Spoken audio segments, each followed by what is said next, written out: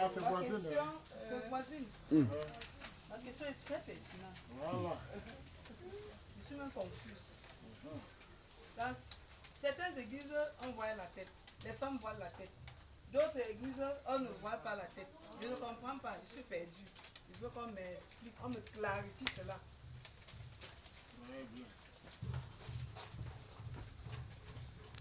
Sa question est celle-ci. Dans certaines églises, on voile la tête. Dans d'autres églises, on ne voile pas la tête. Elle est confuse. C'est comme maintenant, n'est-ce pas? Il y a des femmes ici qui ont voilé leur tête et d'autres n'ont pas voilé leur tête. C'est ça sa question. C'est une question vraiment pertinente. Très pertinente. Je veux lire 1 Corinthiens chapitre 11. Qu'est-ce que le voile? C'est ça même sa question. Le voile là c'est quoi? Je veux lire 1 Corinthiens chapitre 11. On va lire à partir du verset 3. Tout homme qui prie ou qui prophétise la tête couverte déshonore son chef. Toute femme au contraire qui prie ou qui prophétise la tête non voilée déshonore son chef. C'est comme si elle était rasée. Car si une femme n'est pas voilée, qu'elle se coupe aussi les cheveux. Or, s'il est honteux pour une femme d'avoir les cheveux coupés ou d'être rasée, qu'elle se voile.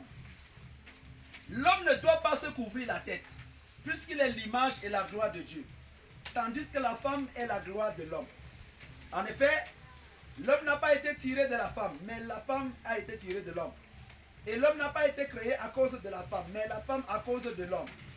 C'est pourquoi la femme à cause des anges doit avoir sur la tête une marque de l'autorité dont elle dépend.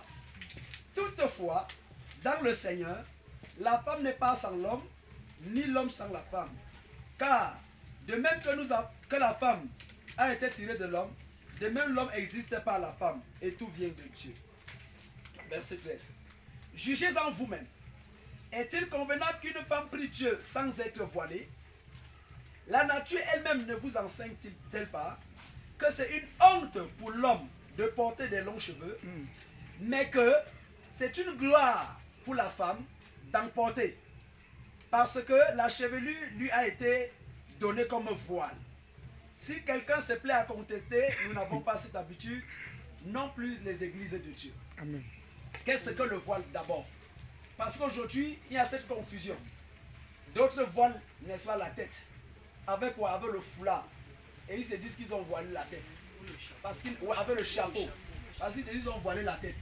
Qu'est-ce que le voile? Le verset 13 nous dit que Dieu a donné la chevelure comme voile à la femme. Le voile, ce n'est pas le foulard. Le voile, c'est ta chevelure naturelle. Ce n'est pas n'est-ce pas, le foulard. Le voile, ce n'est pas la greffe, parce que d'autres ont aussi la greffe ici. Le voile, ce n'est pas la greffe. Ou les mèches, ce n'est pas le voile là-bas. Le voile, ce sont ta chevelure naturelle. La Bible dit que Dieu a donné à la femme sa chevelure pour lui servir de voile.